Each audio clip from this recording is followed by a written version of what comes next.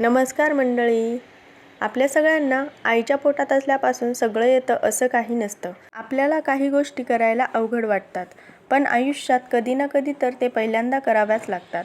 तर आज मी पहिल्यांदा तूप करणार होते. 15 दिवस दुधाची साई साठवली होती.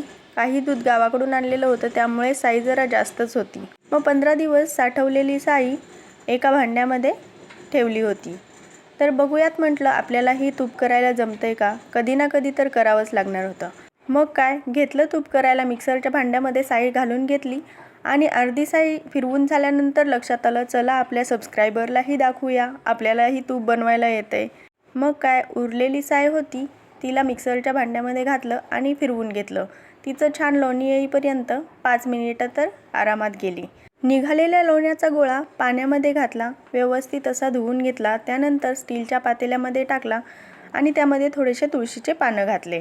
लोण्याला 5 मिनिटं छान कडू दिलं आणि मस्त असं तूप तयार झालं.